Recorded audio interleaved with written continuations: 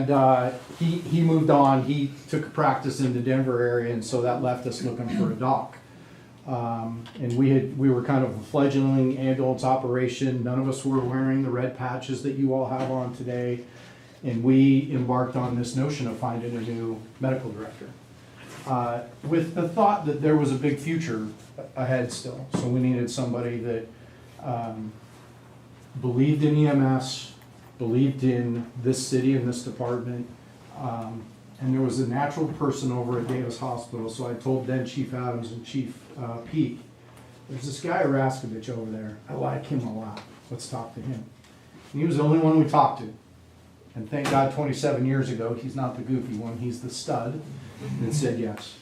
And so for 27 years, he's, I don't need to tell you what all he's meant to this place behind the scenes. For some of you that haven't been here long, to get the paramedic program when and how we did, it was a battle. It was not what the rest of our agencies around the county enjoyed. For us, it was a testament to how important patient care mattered in this community, and we needed the support of the city administration, which they were wholeheartedly in favor of. We had a phenomenal fire department administration that supported that decision, and we took on the battle. And had it not been for Mark and the effort that he put in, shoulder to shoulder with our admin, none of us would be running around in the medic engines today, or for those of us that got to enjoy the excursion back in the day. That was fun times. And then of course the RSI thing, years later. Dr. O used to joke that I would always say to him, we need to do an RSI, we need to do an RSI, and he's like, we should probably do paramedics first. We should probably get a paramedic program first, and then we'll talk about RSI like a decade later. So a little more than a decade later, of course, we endeavored on the RSI project. Dr. O just handed me all the materials that we had, our presentation, all the research, everything that we spent months putting together. Again, would never have happened without his credibility at the state level, the influence that he has with his fellow physician groups at the Bureau and otherwise. None of that would have happened without him. And the upside of that is not that we get to do RSI, but that we get to make a difference in people's lives because we have the ability to RSI. He's been recognized at the Bureau level as Physician Director of the Year. In 2017, he was recognized with the Distinguished Service Award, and that was for all the work that he had done, not just with our department, but then at that time was also the medical director for Murray Fire Department, had sat on numerous state committees, medical director committees, operations committee. He has been intimately involved with the promotion of EMS in Utah, and we've just been the benefactor of having him come hang out with us once a month. All right. I'm gonna miss him on those once a month days. We went to go on a shooting one day. We just finished lunch at Neaters, and I said, Mark, we gotta go. He's like, where are we going? I'm like, on a shooting. And he's like, a shooting? And I'm like, yeah, we gotta go. Jump in. And he's like, this is Layton. And I'm like, no, I understand, but so we drive down the road, and he's like, where's that? And I'm like, it's just over the overpass. And he's all, is it safe? And I said, well, yeah, it says on the screen that the bad guy left. And he's like, are the cops there yet? I'm like, no, but they will be. And he's like, are we gonna be there first? I'm like, we might be. We were. He's innovated on scene. He's stood shoulder to shoulder, whether it was in a presentation or a battle at the Bureau level or down in the gutter with you guys. We're gonna miss him. We're gonna miss him. He's a hell of a dude, and he's got a great message for you. For those of you that didn't get to see it up at the Weaver State Paramedic thing, he's got a great message. So from me, thank you for all you've done. Good thing you turned it over right now. You were gonna make much more. I'm supposed to be this guy that doesn't have any teeth. I just teed it up for you. My teeth's all gone too. So anyway, I just want to take just a brief moment again and just thank you, Mark, for all you've done for us. You know, when I first came up here, this was kind of foreign to me to actually have a department medical director that we had that was somewhat on our staff that we took care of. Where I came from, our medical director was the base station physician they could convince to do it. And they usually lasted about 2 years and said, I'm done with those guys. And they move on to the next one. And so it was kind of a revolving door. So we really didn't have that relationship. And so when I came up here, I thought, man, this is incredible. And then once I got to meet Dr. Oraskovich, I just was absolutely thrilled and thought we could not have hit a home run with anybody better up here. You know, he'd been here a few years, of course, before me, and had the paramedic program was already in place. But he and I talked, we had a lot of shared vision about what we wanted to see this place grow into and the expansion of the program. I mean, I remember talking to him about nitrous oxide many times. We never did do that, but we talked about that. But we talked about RSI. I'm like, well, we really ought to do this. So Jason's over going, yeah. So I was like, we really ought to do this. And so we've moved forward. We have always tried to progress, and the reason we've always tried to progress is because Dr. O's been here to help us do it. And he is so well respected throughout this state. And I've had many other fire chiefs talk about, man, you guys have Dr. Oraskovich as your medical director. You guys are so fortunate, and we realize that. And we realize that, and I've realized that for the 21 years and 10 months I've been here. We could not have done any better. So I don't want to take any more time. Again, I want to thank you for your friendship, your relationship here, and everything you've done to have our department have in my opinion, and a lot of people's opinion, the premier EMS program in this state. And it's because of what you've done for us. So I'm going to turn the time, welcome you up. Come on up. Dr.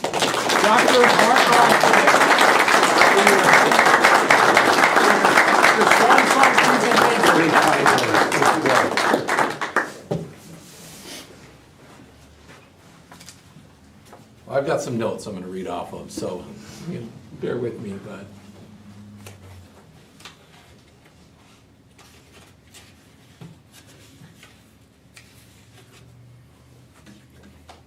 well, good morning. Good morning, everyone. Thank you for attending and sharing in what I would call a bittersweet day today. Having joined Layton Fire in 1998, looking out at this crowd, I think that's before a few of you were born. I've had the privilege of serving in this role as physician medical director now for 27 years. And today we get to celebrate our accomplishments together. And we get to mark the passing of this medical director torch to Dr. Summer Grace, who will be taking my role. Summer, I would like to thank you for accepting the offer and the challenge of medical directorship. You're inheriting an incredible department here at Layton Fire, one that's blazed new EMS frontiers, set policies and procedures that are emulated by many throughout this state and beyond this state. My role here at Layton Fire has really been minuscule compared to all of you sitting before me in this room. Professionals who have mastered the challenge, EMTs, paramedics, and I've given you a challenge. It's quite a challenge it's been over the years. Think about it.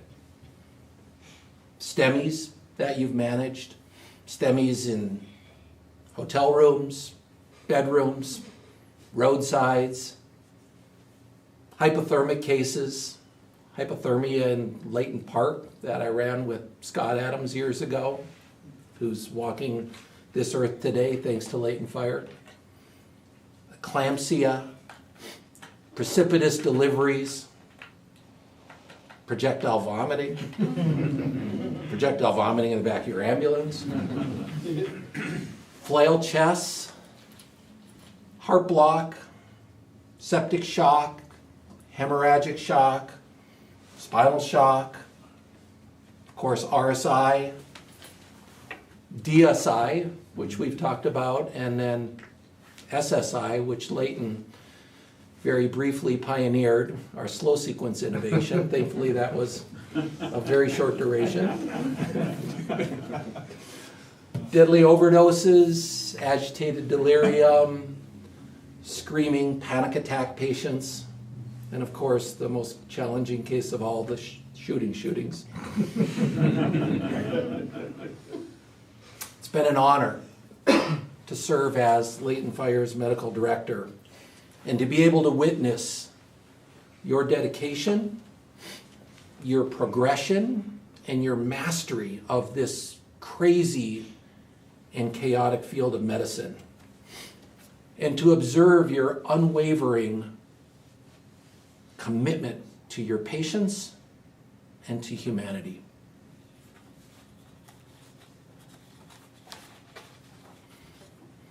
As EMS professionals, you all belong to a profession unlike any other in medicine. Your patients don't come to you, you go out to them. This isn't a job where you simply clock in, you perform a few tasks, clock out and go home. This job is a calling. It asks for your courage, it asks for your composure, and your compassion in the most uncertain and often chaotic moments in your patients' lives. Think about that for a moment. When those tones go off and you head out on your next call, strangers will entrust you with their lives before they even know your name. They'll see your uniform, your presence, and in their most vulnerable moment, they will find hope in you. You all have a front row seat to this theater of life. The pain, the horror, the inequality, and the fragility of life. Never forget what an extraordinary honor this is. Your journey to this moment hasn't been easy, and there's been plenty of sacrifice that's come with this journey.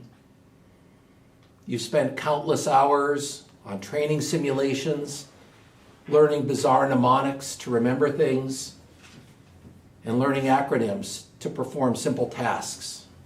Things like sample, APGAR, and H's and T's. These acronyms are now permanently embedded deep in your brains, trust me. It's been over 30 years since I did my medical school training, and to this day when I'm at the bedside of a wrist injury and I'm trying to remember my wrist bones, I pull out my mnemonic. Some lovers try positions they can't handle.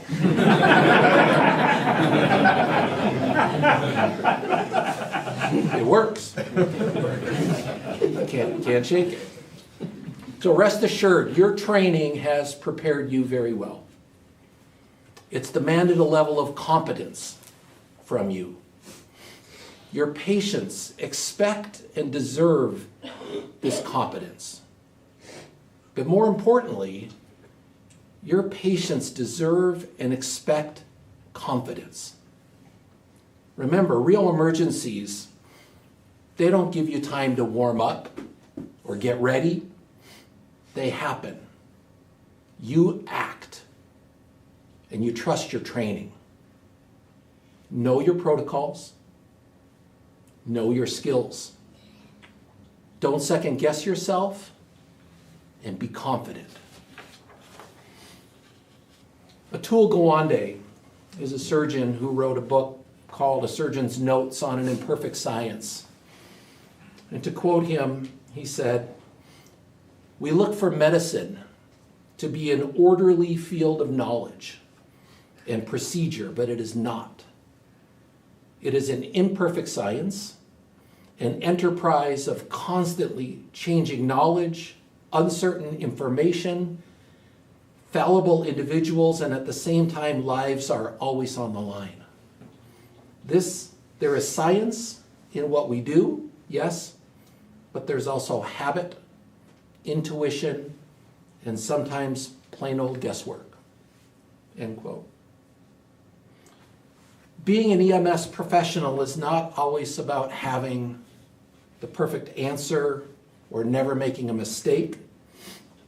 It's about being steady when everything else feels like it's falling apart.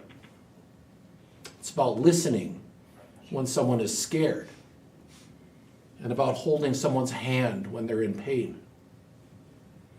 Carrying the weight of responsibility when no one else around you can do that. The truth is, your patients, they may never remember your name. They may never remember the protocols you followed or the treatments you administered. But they're always going to remember how you made them feel in their darkest hour. This compassion, it's essential to this job. And it's the core, I believe, of exceptional medical care. Your career is going to take you into many places, into living rooms, into bedrooms, nursing homes, out on freeways, up mountainsides, and into places that most people would never even dream of going. You're going to bear witness to scenes that most people only know from horror films. And some of these are going to shake you to your core. It's a snippet of humanity and society that most will never know or never see. To quote Kevin Hazard, who wrote the book 1,000 Naked Strangers, quote, "It's life and death. And unlike the general public, I'm invited in and I'm allowed to wander freely amid the debris," end quote. When others hear that you're an EMS professional, there's the usual comments that come up and arise, so be prepared. Man, I bet you've seen it all. I bet you've seen people die. What's the craziest thing you've ever seen? Be careful in what you divulge. Respect the privileged view that you've been given into your patient's most vulnerable moments. And in some cases, your voice is going to be the last voice your patients will ever hear. But realize this job, it's not always about the high drama. Sometimes it's the 3 a.m. geriatric patient who simply fell out of bed. There's no injury, there's no critical skills needed. These calls are common, and yet they're unique. They demand dignity, they demand presence, and they demand humanity. This too is the work that you are all asked to do. There's going to be days when this job feels very heavy, when the loss is sharp, and when the exhaustion has set in. And on those days, there's two things I want you to remember. First, you're not alone. You're part of a family here. A brotherhood and a sisterhood of EMTs, paramedics, firefighters, highway patrol, nurses, and emergency physicians, all who understand what this work demands of you. Lean on them, support one another. Our strongest teams are not built on just perfection, but are built on trust and compassion for one another. Second, remember your why. Each of you chose this career for a reason. Maybe it was a personal experience. Maybe it was a desire to serve others. Maybe you just love running code across town to the next trauma one. Whatever it is, hold on to that why. Because that why can be your anchor when the work feels overwhelming, and it will at times. Finally, as you continue the mission of Latent Fire, carry this reminder with you. You are the embodiment of hope for others. You're the bridge between chaos and care, between fear and safety, and between despair and survival. The world doesn't just need EMS professionals who can run protocols perfectly. It needs those who lead with integrity, who bring empathy and compassion into every call, and who remember that every person they treat has their own story. So, Layton Fire family, stand tall today, and let's celebrate our accomplishments together. Tomorrow, step into your uniforms with a new sense of pride. And never forget, when the world calls 911, it's you answering that call. And that, my friends, is one of the greatest honors a human being can have. Thank you, Layton Fire, for 27 amazing years. It's been an immense honor to serve as your medical director, and I'm so proud to have made this journey alongside all of you. Thank you, and God bless.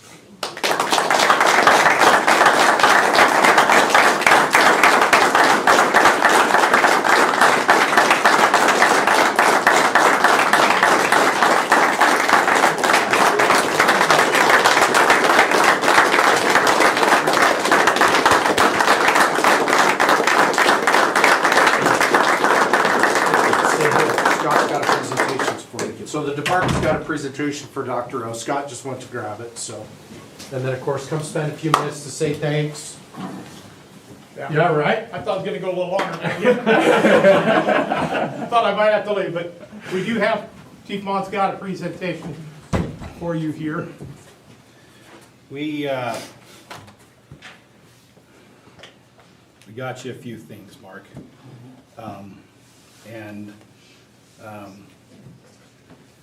They're small, and one of your requests was not to make a big deal about this. And even though we wanted to fight you on that a little bit, this right here, and those that are watching, looks like we've got like 7 or 8 more people that are here that are paying attention that couldn't make it today. What you've just shared with our group of young, old people is the best gift that you could have given us in spite of the 27 years that you've done. That it is awesome, and I can't add anything more to it other than my thank you for taking the time to invest in us, me, back when we went to paramedic school, because me and Nathan and Mark and Jason and we're all that's left of the original group of paramedics that went to school back in 2000. The excursion group. The excursion group. Now there's still a few more excursion groupers around here. I think maybe Ben and Kyle. You mean the Actually, road, the Lance. road paramedics? The road paramedics, and it's your fault. Sorry. Yeah, it's your fault. My fault. That's what Chief Peak used to call us. So, we would like to present you with this helmet as a chief officer helmet. You can leave that in your office. You know what? Wear that around Park City Hospital. Walk into a trauma meeting with that and be like, that's what I'm doing right there.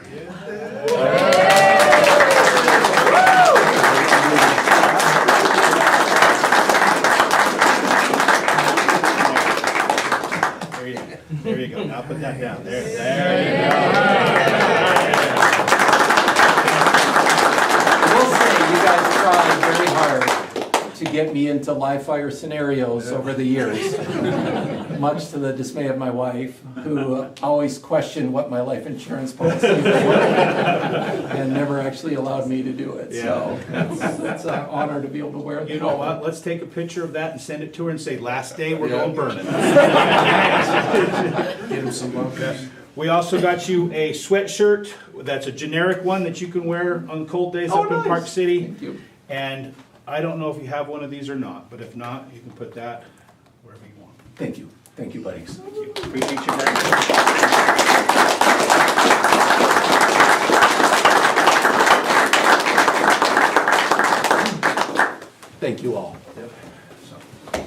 he'll be here all day. There's some refreshments back there, and come say goodbye, say thanks. I might have to So- leave.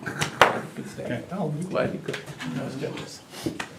Thanks, team. I know, but summer's here now. Additional regular.